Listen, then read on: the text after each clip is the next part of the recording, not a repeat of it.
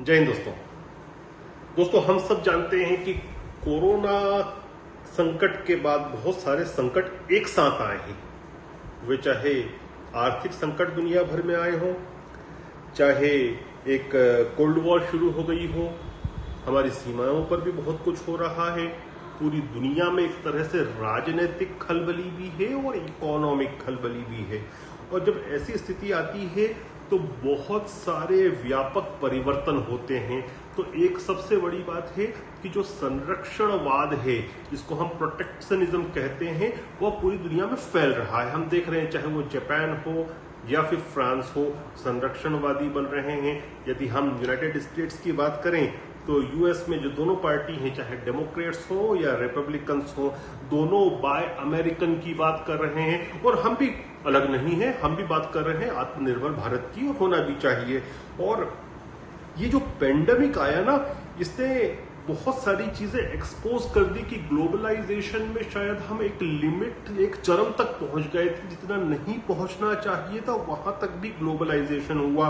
और एक पूरा दशक जो गया, चाहे उसमें पेंडेमिक्स आए हो या फिर नेचुरल डिजास्टर हुए हो या ट्रेड वॉर हुई हो, इसने ग्लोबलाइजेशन का जो सिस्टम है, जो कि बड़ा वाइब्रेंट सिस्टम है और बहुत सारी प्रोग्रेस दुनिया में हुई है, आज जिस प्रकार की हम जीवन शैली जी रहे हैं उसके लिए बहुत बड़ा कारण ग्लोबलाइजेशन है।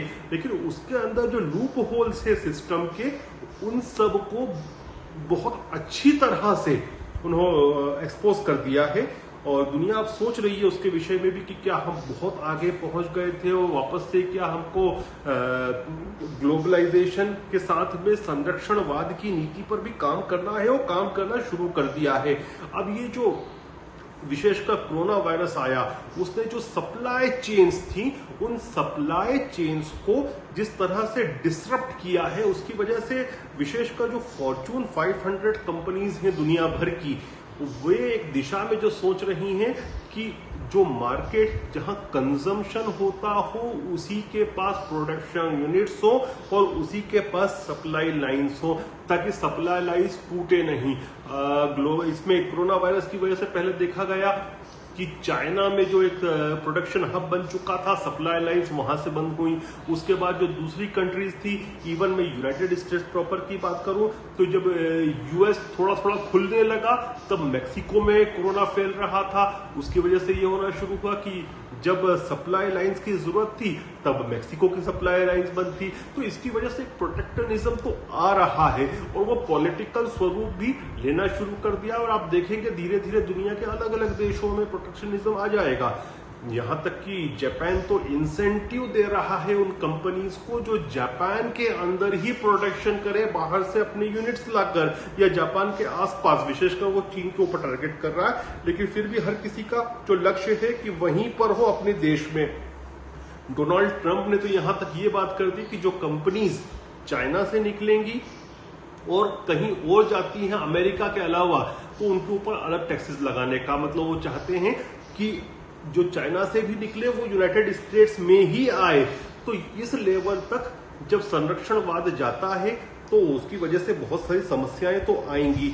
और लेकिन हमने भी एक चीज देखी कि नेशनल सिक्योरिटी के दृष्टिकोण से भी देखें तो कहीं ना कहीं सेल्फ रिलायंस बहुत आवश्यक है। जितना आप सेल्फ रिलायंट होंगे, उतनी आपकी नेशनल सिक्योरिटी भी होगी। लेकिन कोई भी जब समस्या आती है, चाहे वो कोरोना वायरस की समस्या आई हो या फिर जो संरक्षणवाद लेकर आ रही है, वो कुछ नए एक्सपेक्ट्स भी खोलती है। और ग्लोबलाइजेशन की यदि हम बात करें तो मैं नहीं कहता कि, वो मानता भी नहीं मैं कि ग्लोबलाइजेशन खत्म हो जाएगा, लेकिन खत्म तो नहीं होगा, लेकिन रीशेपिंग ऑफ ग्लोबलाइजेशन जिसको कहते हैं, मेरा मानस कहता है कि रीशेपिंग ऑफ ग्लोबलाइजेशन होगा। मैं उदाहरण दूं किस प्रकार से होगा कि अभी हमने देखा कि हम वीडियो कॉन्फ्रेंसेस की एकदम बाढ़ लग गई। जो लोग वीडियो कॉन्फ्रेंस करना नहीं समझते थे, वे लोग भी कई सौ लोगों को एक साथ जोड़कर वीडियो कॉन्फ्रेंसिंग कर रहे हैं और उसके दूसरे व्यवसाय भी शुरू हुए। उदाहरण दे रहा हूं मैं कि टेलीमेडिसिन, कभी हमने नहीं सोचा था कि टेलीमेडिसिन जैसी चीज भी एक व्यापारिक दृष्टिकोण से चल सकती है। अब यूनाइटेड स्टेट्स का पेशेंट हो, कनाडा का हो या श्रीलंका का हो, भारत में कंपैरेटिवली कीमतें कम हैं, लेकिन मेडिकल साइंसेस बहुत प्रोग्रेस्ड है, क्वालिटी बहुत अच्छी है, तो हम उसमें भी ऐसे अवसरों को तलाश सकते हैं जिसमें टेलीमेडिसिन के द्वारा हम ग्लोबल वेल्थ को अपने देश में कलेक्ट कर सके। हमारे यहाँ पर प्रोफेसर्स बहुत अच्छे हैं और काफी रिसर्च किए हुए हैं, जैसे मिस्टर परिहार अभी हमारे बीच में जुड़े हुए हैं लाइव सेशन में। उनको यहां से, इस छोटे से शहर से, ओहायो स्टेट यूनिवर्सिटी ने उनके पेपर्स के रिसर्च देखकर ही बुलाया और उन्होंने जो काम किया फिर जेनेटिक इंजीनियरिंग में, उसकी वजह से उनको वहां का सबसे बड़ा प्राइज से भी अवार्ड किया गया। तो अब जब स्थिति यह बन गई है कि बहुत सारी टीचिंग भी ऑनलाइन हो रही है, तो हमारे यहाँ के लोग टीचिंग से भी काफी वेल्थ कमा सकते हैं, क्योंकि हमारी क्वालिटी दूसरे देशों से अच्छी होगी और कीमतें हमारे यहां से कम होगी। और पोस्ट कोविड वर्ल्ड में एक बात मान के चले, पैसे की कमी तो है, और जब पैसे की कमी हो तो सर्विसेज चाहिए लोगों को, अच्छी क्वालिटी की सर्विसेज डेफिनेटली चाहिए, लेकिन कम कीमतों में, तो उसका लाभ भारत डेफिनेटली उठा सकता है। अब जहां तक ग्लोबल इकोनॉमी की बात है, तो कुछ डाटा जो वर्ल्ड बैंक से भी आए हैं और दूसरी WTO से भी आए हैं। WTO ने 2 फोरकास्ट किए हैं ग्लोबल इकोनॉमिक रिकवरी के बारे में, और एक तो जो ऑप्टिमिस्टिक सिनेरियो उन्होंने दिखाया है वह दिखाता है कि अगले साल तक जो ट्रेड है वह नॉर्मलसी पर आ जाएगा, जो कि एक्सपेक्ट किया था बिना कोरोना वायरस के भी। लेकिन जो पेसिमिस्टिक ऑप्शन दिखाया है उन्होंने, वो पेसिमिस्टिक फोरकास्ट किया है, वो कहते हैं कि क्रॉस बॉर्डर जो कॉमर्स है वो 20% गिर जाएगा, जितना अपेक्षा थी उसके अपेक्षाकृत। लेकिन मैं थोड़ा सा और भी पेसिमिस्टिक ऑप्शन अपनी तरफ से दिखा रहा हूं। देखिए, 1 सदी पहले हमने एक चीज देखी कि स्पेनिश फ्लू आया 1918 में, जो पूरे दुनिया में फैला। उसके बाद वर्ल्ड वॉर, और जिस प्रकार से यूरोप का नेशनलिज्म फैला, उसके साथ में संरक्षणवाद फैला, उसकी मार इतनी थी कि ग्लोबल इकोनॉमिक इंटीग्रेशन ढंग से होते होते लगभग आधी सदी का समय बीत गया। उसके बाद एक चरम आया ग्लोबल इकोनॉमिक इंटीग्रेशन का और ग्लोबलाइजेशन का, वह आया 90s और 2000 के दशक में। 90s के कब आया? जब सोवियत यूनियन का कोलैप्स हुआ, सोवियत सिस्टम गिरा, तो हमने एक चरम देखा कि एकदम से बूम था भारत के अंदर भी, जिसको हम कहते हैं LPG रिफॉर्म्स, लिबरलाइजेशन, ग्लोबलाइजेशन और प्राइवेटाइजेशन। ये जो रिफॉर्म्स आए उसी दशक में किए, जैसे ही सोवियत सिस्टम गिरा उसके बाद हमने भी अपने आप को रीइंटीग्रेट किया ग्लोबल सिस्टम के साथ। तो चाहे भारत हो या दुनिया के अलग क्षेत्र हो, सब जगह ग्लोबलाइजेशन का बूम हुआ। उसके बाद सन 2000 के बाद भी यही हुआ। पूरा मतलब आप मान के चले 2000 का जो दशक था, जो मिलियनम दशक था, उसमें भी ग्लोबलाइजेशन चरम पे पहुंचा। यहां तक कि लोगों की आवक जावक भी एक देश से दूसरे देश में काम करने के लिए, व्यवसाय के लिए खूब ज्यादा बढ़ी। लेकिन फिर इसमें कमी हुई जब लेहमैन ब्रदर्स क्राइसिस आई।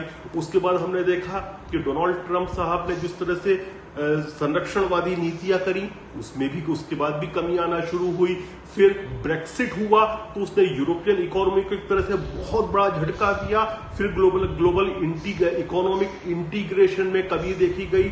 अगर हम ग्लोबल FDI के आंकड़े से भी नापे चीजों को, तो 2015 में वह चरम पे था और उसके मुकाबले लगभग 25% कम हो गया वह 2019 में जाकर। तो समस्याएं तो हैं, लेकिन इसके साथ एक और जो डोर ओपनिंग हो रही है वह हो रही है 5th जनरेशन जो टेक्नोलॉजी आ रही है, online technology, 5th generation communication technology. अब ये जो है ना, बहुत सारे दरवाजे नए खोलेगी प्रोग्रेस के, लेकिन जो सबसे ब्रिलियंट आइडियाज होंगे, सबसे ब्रिलियंट लोग होंगे, they will prosper like never before. क्योंकि ये मैं कहता हूं कि ये क्या एक न्यू इंडस्ट्रियल रिवॉल्यूशन लेके आएगी 5th जनरेशन, जो कम्युनिकेशन होगा। और वो क्यों कह रहा हूं मैं कि आइडियाज की रिवॉल्यूशन होगी, फिफ्थ जो ये नई इंडस्ट्रियल क्रांति होगी, ये आइडियाज की क्रांति होगी, क्योंकि टेक्नोलॉजी का फ्लो जो है इतना तेज होगा कि आप ग्लोबल बाजार में जो चेक उड़ते रहेंगे उनको कैश तभी कर पाएंगे जब आपके पास रैपिड आइडियाज हो और अच्छे आइडियाज हो। तो यदि भारत को इस समय का लाभ लेना है पोस्ट कोविड-19 वर्ल्ड का, संरक्षणवादी वर्ल्ड का, तो दुनिया तो संरक्षणवादी है, लेकिन फिर भी मैं कहता हूं कि ये दुनिया जो नई फिफ्थ जनरेशन कम्युनिकेशन से जुड़ेगी, यह संरक्षणवादी होते हुए भी ग्लोबलाइज्ड होगी। तो आवश्यकता है हमको कि हमारी ह्यूमन कैपिटल जो है उसमें इजाफा करें, उसमें वृद्धि करें, और जो बेस्ट ऑफ द माइंड्स है हमारे देश के उनको आगे लाए, ताकि जो आइडियाज होंगे वे, अब ये आइडियाज की ही दुनिया रहेगी। टेक्नोलॉजी का फ्लो बहुत फास्ट होगा, ताकि इस संरक्षणवादी दुनिया में जो कि जुड़ी हुई है टेक्नोलॉजी से, जो ग्लोबल चेक्स उड़ रहे हैं ऑनलाइन, उनको हम कैश कर सकें। जय हिंद, जय भारत।